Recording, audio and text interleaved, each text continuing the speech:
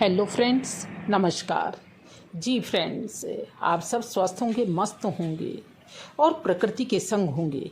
जी friends, एक लंबे समय से कई बार कमेंट आए थे, कमेंट बॉक्स में देखा कि सभी पूछ रहे थे कि आपके प्लांट्स इतने हेल्दी कैसे हैं, इतनी अच्छी फ्लावरिंग कैसे हो जाती है, हम लोगों की यहाँ नहीं होती। जी, कई बार मुझे इसी तरह के कमेंट सुनने को मिले, तो इसलिए मैंने कहा कि चलिए पूरा एक वीडियो ही बना देती हूँ कि अच्छी फ्लावरिंग लेने के लिए क्या कुछ ज़रूरी है। जी, और मैं कौन सा फर्टिलाइज़र यूज़ करती हूँ और क्या कुछ करती हूँ जिससे कि मेरे गार्डन के अंदर इतने अच्छे फ्लावरिंग हो पाती है। जी दोस्तों, तो हमने कहा कि चलिए पूरा एक वीडियो ही बना देते हैं। तो चलिए आज की बात कुछ इस तरह से अपने गार्डन का अपडेट देते हुए मैं शुरू करती हूँ। ये देखिए, मेरे गुलाब पर गुलाब लगते हैं, हिबिस्कस पर हिबिस्कस लगते हैं, सैकुलेंट्स भी चलते हैं, तो सभी तरह के फ्लावर भी देखने को मिलते हैं। जी हाँ, तो इसके लिए कुछ एक मैं देखिए जो करती हूँ ख़ास बातें वो मैं शेयर करती हूँ। सबसे पहले तो हमें हर चीज़ का सॉइल पता करना चाहिए कि किस तरह का सॉइल मीडिया हो, यानी कैसी मिट्टी तैयार की जाए। जी, दूसरा है कि सन का पता होना चाहिए कि सूरज किस पौधे को कितनी सूरज की आवश्यकता है, कौन से थोड़े सेमी शेड एरिया में चल सकते हैं, कौन से को 6-7 घंटे की धूप ज़रूरी है, तो कौन से पौधे को 2-3 घंटे की धूप ही काफ़ी है। ये सारा हमें मालूम होना चाहिए जिसमें हम पौधे को लगा रहे हैं।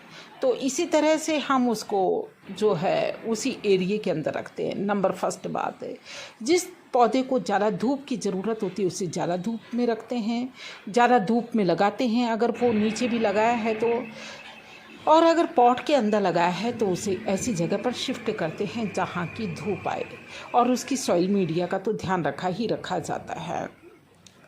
तो सॉइल हो गया, सन हो गया। फिर तीसरा है कि सीडलिंग का ध्यान रखते हैं। जी, कौन से पौधे को कौन से एरिया के अंदर लगाया जाए, कौन से मौसम में लगाया जाए, कौन से मौसम के अंदर वो अच्छी फ्लावरिंग कर पाएगा और कब नहीं कर पाएगा। ये सारी की सारी बातें अगर हम ध्यान रखेंगे तो नेचुरल है कि हमारे गार्डन के अंदर अच्छी फ्लावरिंग हम देख पाएंगे, बेहतरीन रिजल्ट ले पाएंगे। तो फ्रेंड्स, फिर एक और अगला पॉइंट है सीड्स। आप सीड्स अच्छे लीजिए किसी भी फ्लावर को लेने के लिए। फिर चलिए अब मैं आती हूँ आप मुख्य पॉइंट पर कि मैं कौन सा फर्टिलाइज़र ज़्यादातर काम में लेती हूँ। जी फ्रेंड्स, काऊ डंग के साथ साथ में मैं इस तरह के, ये देखिए इतने सारे बनानास पील हैं, ये देखिए काफ़ी सारे हैं। जी, इसको 3 तरह से मैं काम में लेती हूँ। ये केले यूज़ हो जाने के बाद में, एक तो है कि मैं इस तरह से उसका लिक्विड फर्टिलाइज़र बना लेती हूँ। इसको 2-3 दिन के लिए मैं इस तरह से पानी के अंदर डिप करके छोड़ देती हूँ, और 2-3 दिन के अंदर ऐसा होता है इसका जितना भी न्यूट्रिशन होता है वो इस पानी के अंदर आ जाता है। फिर इसको छान करके और इससे 5% और ज़्यादा पानी मिला करके, 5 गुना और ज़्यादा पानी मिला करके ऐड करके, और मैं इसको अपने पौधों के अंदर डाल देती हूँ। क्योंकि बनाना पील के अंदर बहुत पोटेशियम होता है, बहुत न्यूट्रिशन होता है। दूसरा है कि मैं इस तरह से बायो एंजाइम बनाती हूँ। इसके लिए देखिए, ये केले के ये छिलके हैं, इनको मैंने बोतल में भर लिया है कुछ इस तरह से। जी, एक हाथ से मुझे जो है वीडियो शूट करनी पड़ रही है और दूसरे से मैं ये बायो एंजाइम बना रही हूँ। देखिए, मैंने इससे पहले भी एक आपको जो है शेयर किया था कि हजारे का, यानी गेंदे के फूलों का बायो एंजाइम कैसे बनाया जाए, जो मैंने अपने स्कूल के बच्चों के साथ बनाया था। और देखिए वो बायो एंजाइम अभी कुछ इस तरह का बन करके तैयार होना शुरू हो गया है। इसको अभी टाइम लगेगा। जी, ये मानिए 25 दिन और लगेंगे, तब ये बायो एंजाइम कैसा बना मैं आपको शेयर करूँगी। इसी तरह से बायो एंजाइम बना करके हम अच्छा कर सकते हैं। ये देखिए, ये मेथी का बायो एंजाइम है, ये बन चुका है, बस इसे छान करके यूज़ करना पड़ेगा। जी, जो भी वेजिटेबल वाली वेजिटेबल हैं उनके अंदर में ये मेथी का स्प्रे करूँगी जी। कोई भी फंगस वगैरह ना लगे, जो डायरेक्ट खाने की चीज़ें होती है मैं उसमें ऐसी चीज़ें यूज़ करती हूँ। खैर चल अब आते हैं हम कि बनाना पील का। तो इस तरह से जब भी हमारे पास में कई दिन के बनाना पील्स ये इकट्ठे हो जाते हैं तो मैं उसे 3 फॉर्म में काम में लेती हूँ। एक तो बायो एंजाइम बना लेती हूँ, दूसरा कुछ एक जब ज़्यादा होते हैं तो मैं उन बनानास को ऐसे सुखा देती हूँ, बस धूप के अंदर सुखा देते हैं। बाद में उसको कूट करके या पीस करके उसका पाउडर की फॉर्म में उसको तैयार करके रख लेते हैं। और जब भी हमारी इच्छा होती है, जब बनानास नहीं भी आ रहे हो मार्केट में या मेरे पास में बनाना पील नहीं भी हो, तब भी मैं उस पाउडर तो को कहने एक का एक मतलब चम्मच ये दो है चम्मच जो कि है बनाना सभी खाते हैं, सभी यूज़ करते हैं। उसे चाहे आप लिक्विड फॉर्म में काम में ले, इस तरह से बहुत ही ईजी है। 2 दिन के लिए बस आप रख दीजिए ढक करके और फिर बाद में काम में ले लीजिए। यदि आप ऐसा नहीं कर पाएँ तो कोई बात नहीं, घर के अंदर कोई एक ऐसी जगह तो होती है जहाँ हम बनानास को सुखा सकते हैं। आप सुखा करके उसका पाउडर बना करके पौधों के अंदर डाल दीजिए। और अगर आपसे ये भी नहीं हो पा रहा है तो आप बायो एंजाइम बना दीजिए। लेकिन जो हमने प्रकृति से लिया है वो अगर हम प्रकृति को लौटाते चलेंगे तो निश्चित तौर पे हमारी प्रकृति हमको साथ में देगी। और ये जो मेरी गमलों के अंदर आप रिज़ल्ट देखते हैं, इतनी अच्छी फ्लावरिंग देखते हैं, इतने हेल्दी प्लांट्स देखते हैं, उन सब का बस यही कारण है कि मैं नेचुरल चीज़ों को काम में लेती हूँ। मैंने एलोवेरा का भी, मेथी का भी, और कभी मैं गुलाब का बायो एंजाइम बनाती हूँ, कभी मैं गेरू का बायो एंजाइम बनाती हूँ, कभी लोहे की कीलों से और छाछ को यूज़ करके मैं इस तरह का कुछ करती हूँ जिससे कि सारा न्यूट्रिशन मेरे पौधों को मिलता रहे। दोस्तों तो चलिए आज की वीडियो में इतना ही शेयर करना था, फिर कभी मिलते हैं। ये देखिए, ये बायो एंजाइम के लिए मैंने तैयार किया है। इसके लिए बायो एंजाइम बनाते बनाते फ्रेंड्स हम लोग सीख चुके हैं किस तरह की बोतल की ज़रूरत होती है जी। ये जैसे ये कोला वगैरह की बोतल होती है, इस तरह की बोतल की ज़रूरत होती है।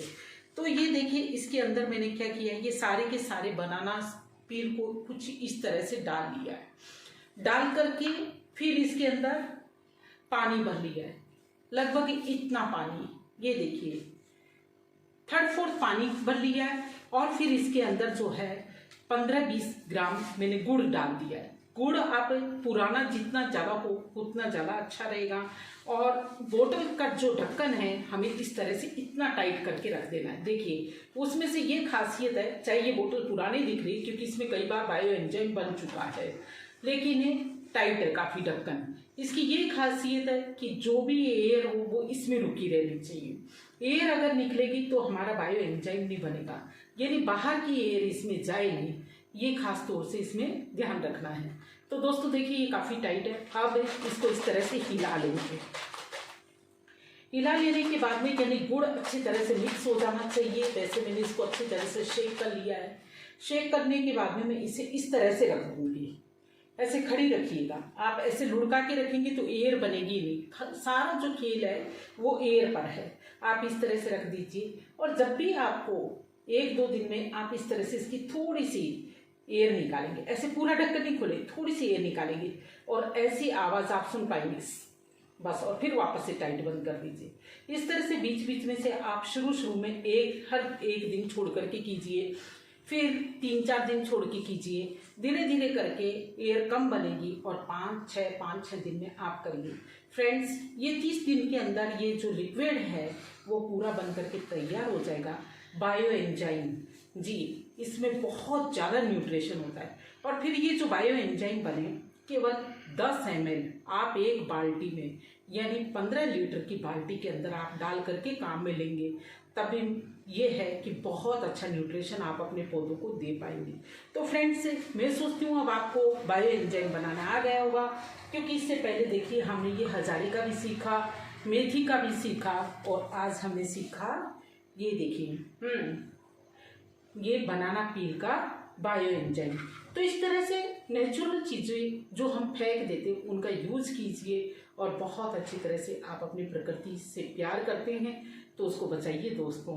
मैं सोचती हूँ मेरे अपने फ्रेंड्स को आई होगी वीडियो पसंद आई हो तो लाइक कीजिए, कमेंट कीजिए, और अगर आप नए हैं मेरे चैनल पर तो सब्सक्राइब करना बिल्कुल मत भूलिए। इसी तरह की नेक्स्ट वीडियो के साथ फिर मिलते हैं। हाँ, एक और सावधानी खास तौर से देखिए, अभी इसमें एयर बननी शुरू हो गई है, आप देख पा रहे हो थोड़ी सी, इतनी देर में ही आवाज़ आ रही है। देखिए ऐसी आवाज़ आएगी इसमें से। तो ये जो एयर बनेगी तो आप ये जरूर ध्यान रखिए, जब इसको खोलें तो इस डायरेक्शन में करके खोलें। अगर इस तरह से खोलेंगे तो शायद हो सकता है कि ये एयर आपको कोई नुकसान पहुंचा दे। ढक्कन आपका टाइट रखिए। ये बातें हैं जो आप ध्यान रखेंगे तो आपका बहुत ही अच्छा बायोएंजाइम बनकर के तैयार होगा दोस्तों।